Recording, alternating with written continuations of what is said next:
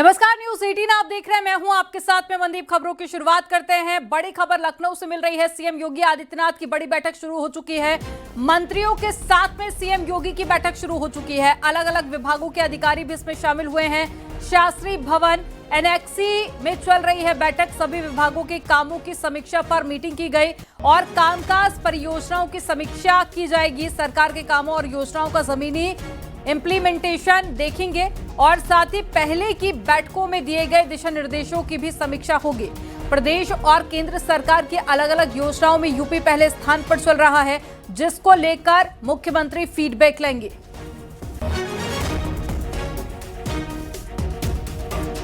और ज्यादा जानकारी के साथ में संवाददाता संकेत जुड़ गए हैं। संकेत, बैठक को लेकर क्या जानकारी मिल पा रही है?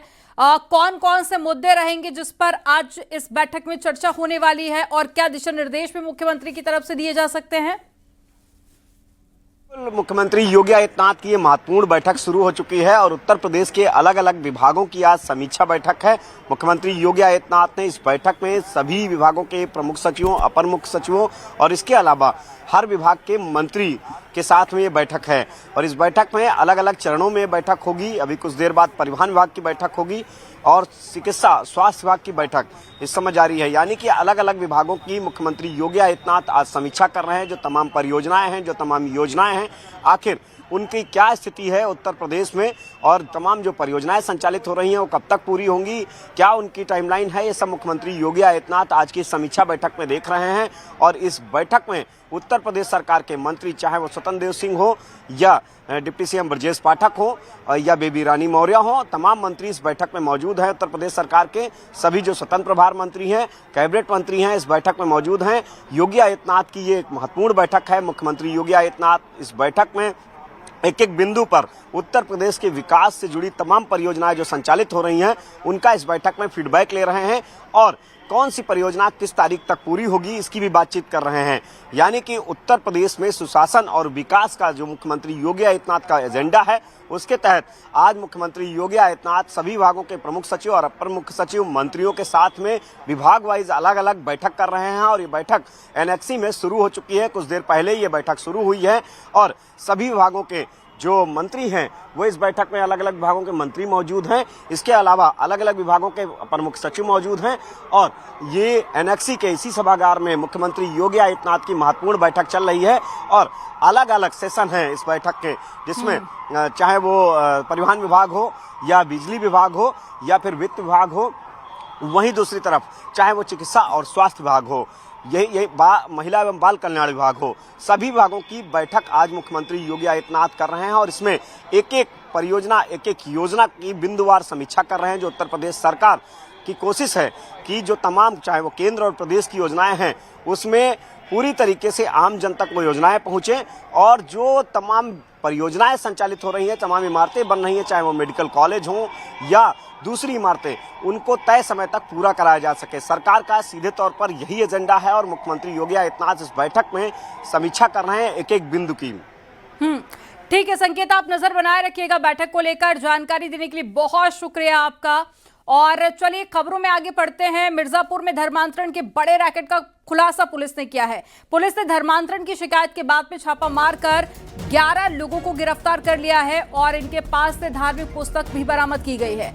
देहात कोतवाली थाना क्षेत्र के ग्राम खरहरा चर्च के पास में दबिश देकर पुलिस ने मौके से 11 आरोपियों को गिरफ्तार किया है और गिरफ्तार आरोपियों के पास से 4 धार्मिक पुस्तक, बाइबल, 10 कॉपी किताब और साथ ही 3 स्मार्ट मोबाइल फोन भी बरामद किए गए। अपर पुलिस अधीक्षक ने बताया कि आलोक नाम के शख्स ने शिकायत दर्ज करवाई थी।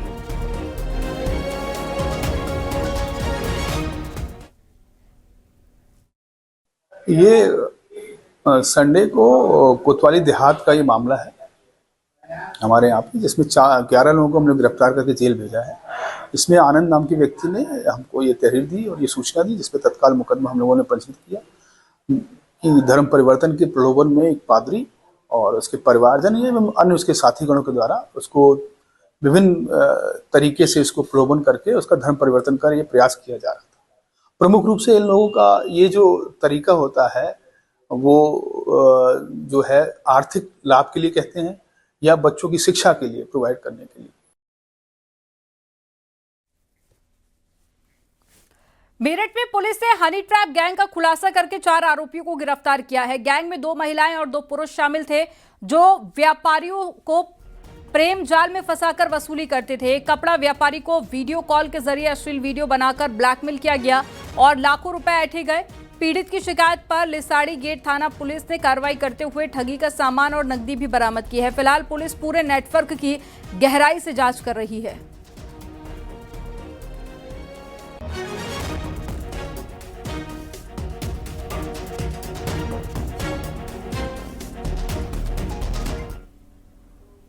लिसाड़ी गेट थाना पुलिस को एक कपड़ा व्यापारी द्वारा एक तहरीर दी गई थी जिसमें उनके द्वारा एक महिला के ऊपर हनी ट्रैप कर उनसे पैसे वसूलने का आरोप लगाया गया था। मामले की गंभीरता को देखते हुए पुलिस द्वारा इसकी जांच पड़ताल की गई। इसमें तहरीर के आधार पर सुसंगत धाराओं में मुकदमा पंजीकृत किया गया था।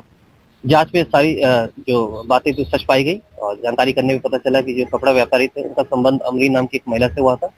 वो इन्हें वीडियो कॉल करती थी और वीडियो कॉल करने के बाद उनका वीडियो बना लिया था और उनसे इसके एवज में इनसे पैसे और कुछ आभूषण वसूले थे। कुछ दिन पहले भी इसने धमकी देकर उनको ब्लैकमेल करके अपने घर बुलाया था। घर बुलाने के बाद परिजनों के साथ मिलकर इसने इनसे पैसे वसूले हैं। कानपुर में करोड़ों रुपए की टैक्स चोरी के मामले में पुलिस और राज्य कर विभाग को बड़ी सफलता मिली है। थाना कल्याणपुर में दर्ज मुकदमे में फॉलोअप में जिला स्तरीय एसआईटी ने 4 आरोपियों को गिरफ्तार कर लिया। आरोपियों पर फर्जी दस्तावेजों के जरिए फर्म का जीएसटी पंजीकरण कर सरकार को भारी राजस्व से नुकसान पहुंचाने का आरोप है। जांच में 2024-25 और 25 से 26 में कुल 37 करोड़ रुपए की टैक्स चोरी का खुलासा हुआ है। पुलिस ने आरोपियों के पास से लैपटॉप, मोबाइल और सिम कार्ड भी बरामद करके आगे की कार्रवाई शुरू कर दी है।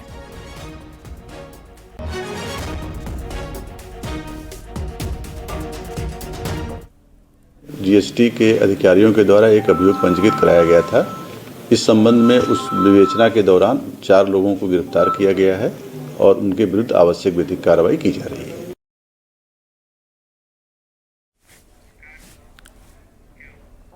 सीतापुर में एक युवक ने नहर में छलांग लगाकर आत्महत्या कर ली। पारिवारिक कलह के चलते युवक ने आत्महत्या करने का कदम उठाया और घटना की जानकारी मिलते ही पुलिस मौके पर पहुंची और गोताखोरों की मदद से शव को बरामद करके पोस्टमार्टम के लिए भेजा गया। पूरा मामला बिस्वा कोतवाली क्षेत्र का है। फिलहाल पुलिस पूरे मामले की जांच पड़ताल कर रही है।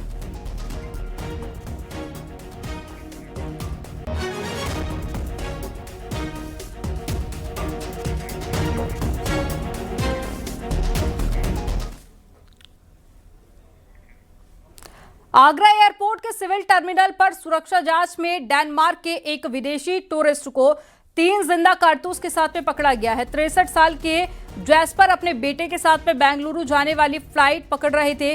सीआईएसएफ ने बैग से कारतूस बरामद कर दोनों को हिरासत में लिया है। पूछताछ के बाद में बेटे को छोड़ दिया गया, जबकि जैस्पर के खिलाफ आर्म्स एक्ट के तहत मुकदमा दर्ज किया गया है। 10 दिसंबर को भारत आए थे और 13 दिसंबर को आगरा घूमने आए थे।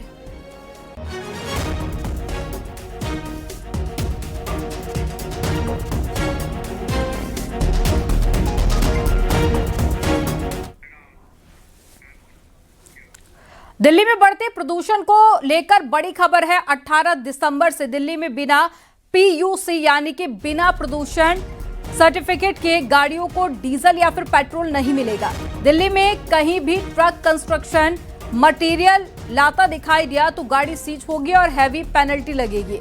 बाहर के व्हीकल BS6 से नीचे के व्हीकल अपने ऑर्डर तक दिल्ली में बैन रहेंगे। यानी कि अगर आप दिल्ली में रहते हैं और आपकी गाड़ी का प्रदूषण कंट्रोल सर्टिफिकेट नहीं बना है तो आपके पास में सिर्फ कल का दिन है सर्टिफिकेट बनवाने के लिए।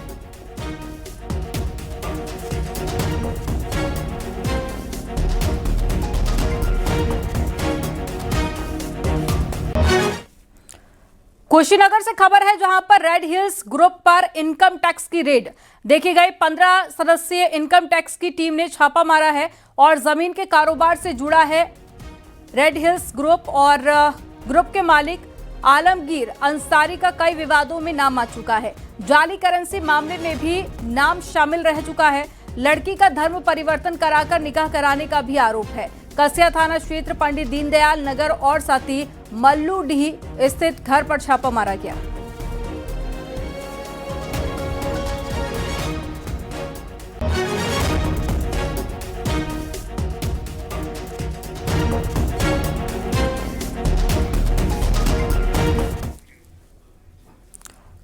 के बड़े कारोबारी के करीब 18 ठिकानों पर इनकम टैक्स की टीम ने रेड डाली है। और आपको बता दें कि तन्मय मोदी के ठिकानों पर इनकम टैक्स की टीम पहुंची। चार्टर्ड अकाउंटेंट मनीष कोडिया के ऑफिस पर इनकम टैक्स का छापा मारा गया और मेडिकल रोड स्थित एमबी मोटर्स पर इनकम टैक्स की रेड। आयकर विभाग की टीम कर्मचारियों से पूछताछ के साथ ही कंप्यूटर, लैपटॉप और कागजातों की जांच भी कर रही है।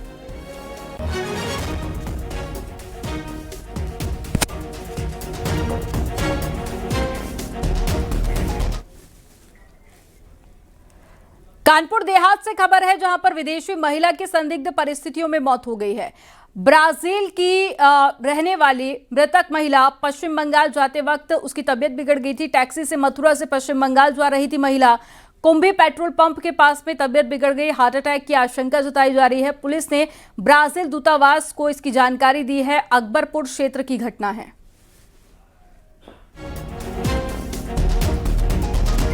एक महिला सेल्विया रेजिना जिसकी उम्र लगभग 62 वर्ष है, वो मथुरा वृंदावन से वेस्ट बंगाल की तरफ प्रस्थान कर रही थी वाया कैब। उनके साथ 2 अन्य लोग भी थे, एक पुरुष और एक महिला, जो कि ब्राजीलियन और रशियन हैं। जब ये लोग यहाँ कुंभी स्थित इंडियन ऑयल पेट्रोल पंप पर रीफिलिंग के लिए रुके हैं, तभी पुलिस द्वारा ये सूचना प्राप्त हुई है कि वहाँ महिला कोलैप्स हो गई है।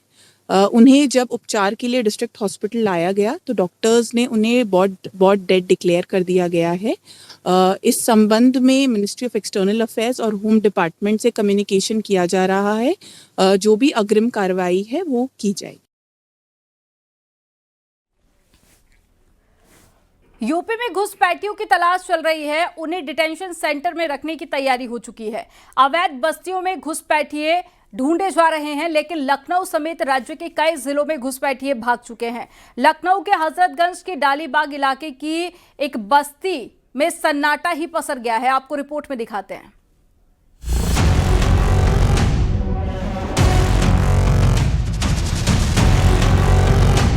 खाली और वीरान पड़ी ये बस्ती कुछ दिन पहले तक ऐसी नहीं थी। इन खाली टिन के घरों में लोग रहते थे, लेकिन यूपी में एसआईआर की प्रक्रिया शुरू होने के बाद अवैध तरीके से देश में घुसे लोगों में ऐसी भगदड़ मची कि लोग भाग खड़े हुए।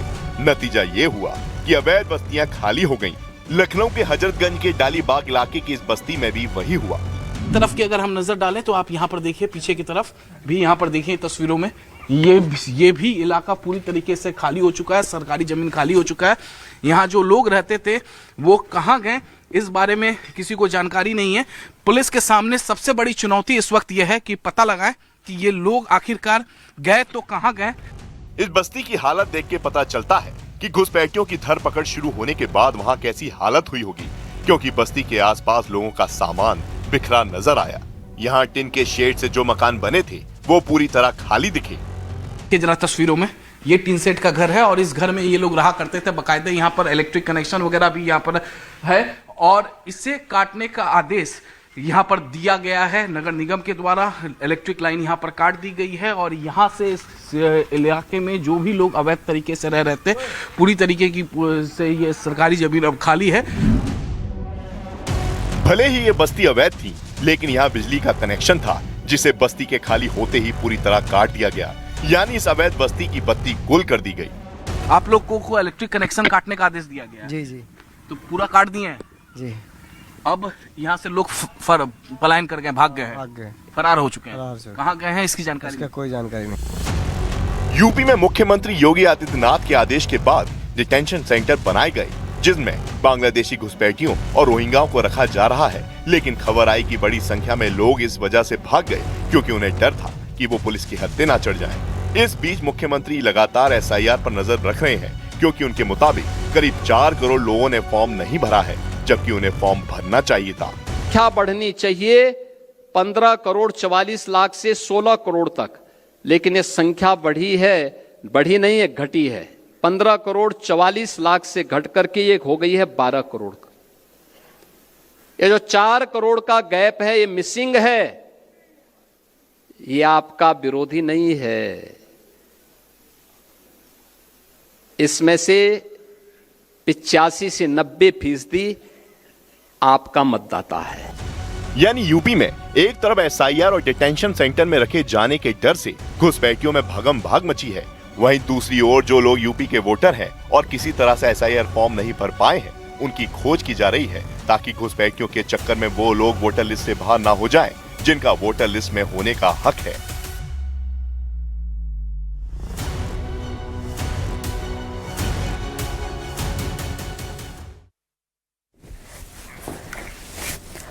कानपुर से खबर है जहां पर ट्रेन से बरामद लाखों रुपए कैश, बैग से मिले हैं लगभग 38 लाख रुपए कैश। अवैध वेंडर की चेकिंग के दौरान बैग मिला है। रेलवे पुलिस को इस बड़ी कामयाबी मिली है।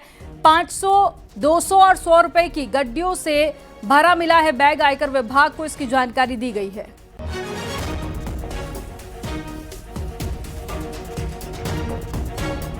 तो ट्रेन से लाखों रुपए का कैश बरामद किया गया है। अवैध वेंडर की चेकिंग के दौरान ये बैग मिला है। 38 लाख रुपए इस बैग के अंदर कैश मिला है। देखिए 100 रुपए, 200 और साथ ही 500 रुपए के नोटों की गड्डियां मिली हैं।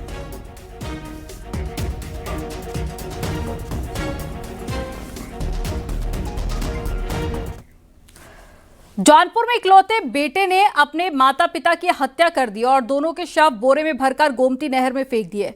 और मामला जाफराबाद थाना क्षेत्र के अहमदपुर गांव का है, जहां पर घटना 8 दिसंबर की है। बेटी ने अपने मां बबीता और पिता श्याम बहादुर की गुमशुदगी दर्ज करवाई थी। जांच के दौरान पुलिस ने शक के आधार पर आरोपी बेटे अम्बेश को पकड़ा तो उसने अपना गुनाह कबूल कर लिया। श्याम बहादुर रेलवे के रिटायर्ड लोको पायलट थे और पैसे को लेकर श्याम बहादुर का बेटा अम्बेश से झगड़ा हुआ था। अम्बेश ने सिलबट्टे से हमला कर माता पिता को मौत के घाट उतार दिया। घटना को छुपाने के लिए दोनों शवों को बोरे में भरकर कार से ले जाकर गोमती नहर में फेंक दिया। गोताखोरों की मदद से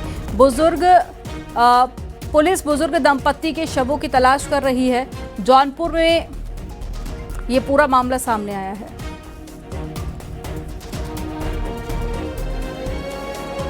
पारिवारिक विवाद और पैसों को लेके उनके माता पिता से लड़ाई हुई, जिसमें वह उग्र हो गए और उनके द्वारा अपने माता पिता के सर पर बट्टे से प्रहार किया गया, जिसमें उनके माता पिता की मृत्यु हो गई। लाश को ठिकाने लगाने की नीयत से उनके द्वारा दोनों बॉडीज को बोरी में भरा गया और उनके द्वारा बेलाव घाट के पुल से दोनों लाशों को गोमती नदी में फेंका गया।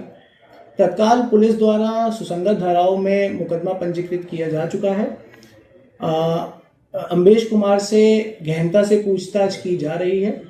अब पुलिस का उद्देश्य है कि अम्बेश कुमार की निशानदेही पर दोनों बॉडीज को गोमती नदी से बरामद किया जाए। अग्रिम विधिक कार्रवाई सुनिश्चित की जा रही है। धन्यवाद। कानपुर विकास प्राधिकरण ने केशव नगर में बुलडोजर कार्रवाई की है। ये सारे लोग अवैध कब्जे वाले हैं जिन पर एक्शन लिया गया है। प्राधिकरण का कहना है कि वहां दूसरे रहने वाले लोगों की ने शिकायत की थी अवैध कब्जे को हटाया जाए, इसलिए कार्रवाई की गई है। कार्रवाई डब्ल्यू ब्लॉक जूही में ही की गई है। लोग अध्यासित थे अवैध तरीके से। यहाँ आसपास जो लोग केडीए के अलॉटी हैं उनके द्वारा निरंतर शिकायत की जा रही थी। इस जगह को पे जो भी अवैध गतिविधियां उनको हटाने के लिए निरंतर शिकायत की जा रही थी। बहुत प्रेशर था हम लोगों पर और ऊपर से आदेश थे कि भाई शिकायतों का निस्तारण किया जाए। इस वजह से इनको इस जगह को खाली कराए जाने की आज कार्रवाई अमल में लाई गई है।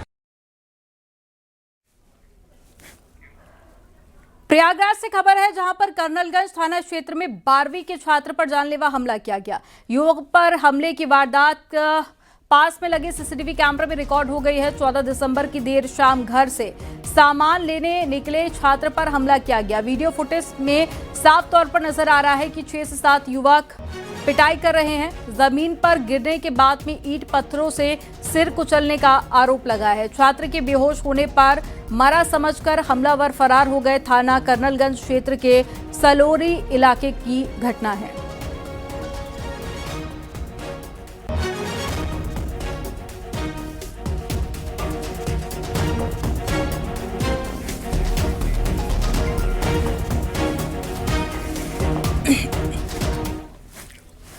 मऊ में खड़ंजे का विवाद सुलझाने गए एसडीएम को महिलाओं ने घेर लिया। भारी पुलिस फोर्स की मौजूदगी के बावजूद भी महिलाएं एसडीएम पर टूट पड़ी और उसके साथ में धक्का मुक्की की और कॉलर पकड़ लिया। किसी तरह से अर्दली ने बीच बचाव करके एसडीएम को महिलाओं के चंगुल से छुड़वाया और उसके बाद में पुलिसकर्मियों ने लाठी फटकार कर लोगों को दूर किया है और इस पूरी घटना का वीडियो भी सामने आया। एसडीएम ने महिलाओं पर एफआईआर दर्ज करने की बात कही, हालांकि अभी मामला दर्ज नहीं हुआ है।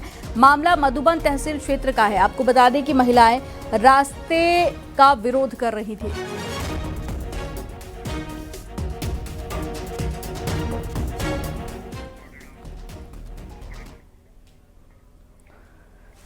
हरिद्वार के निरंजनी अखाड़े में एक और जापानी संत और महामंडलेश्वर बनाया गया। अखाड़े में आयोजित पट्टाभिषेक कार्यक्रम में जापानी संत और उसके करीब 2 दर्जन अनुयायियों के साथ में बड़ी संख्या में साधु संत मौजूद रहे। जापानी संत को आदित्यानंदपुरी नाम दिया गया है और आदित्यानंदपुरी ने भारत में रहकर ही योग साधना सीखी और सनातन संस्कृति से बहुत प्रभावित है।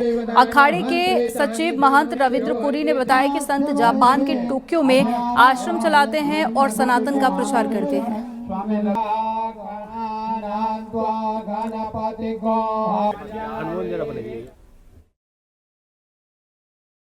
तो हमने सोचा क्यों नहीं उनको महामंडलेश्वर बनाया जाए, क्योंकि उनके पास हजारों की संख्या में इनके शिष्य है और आपने देखा होगा आज जापान से इनके 25 लोग इनके साथ आए हुए हैं। बहुत बड़ी बात है और हमारा प्रयास है जापान में, अमेरिका बहुत जल्दी हमने ये भी प्रयास रखा, हम जापान में जाएंगे, हमारे संत महात्मा जापान में जाएंगे और वहाँ पे सनातन का प्रचार प्रसार करेंगे।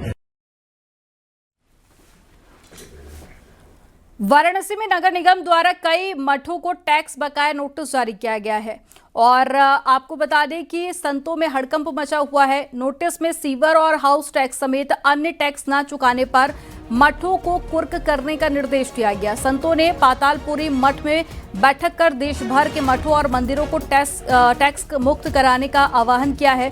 20,000 राम नाम की पाती के जरिए मठों पर टैक्स के खिलाफ विरोध और एकजुट होने की अपील की जा रही है। नगर निगम ने हाउस टैक्स माफ किए जाने की बात कही है, लेकिन अन्य टैक्स के भुगतान की शर्त बरकरार रहेगी। कल विगत दिनों विभिन्न समाचार सोशल मीडिया पे यहाँ पे एक मठ है, मंदिर है के 66/4 और के 66/3। इस पे एक सोशल मीडिया पे प्रचारित किया गया कि नगर निगम वाराणसी के द्वारा जो है अवैध रूप से इस पे टैक्सेशन का कार्रवाई की गई है। इस संबंध में बताना चाहते हैं कि नगर निगम वाराणसी के द्वारा पूर्व में डिमांड ऑफ नोटिस जारी की गई थी, जिसमें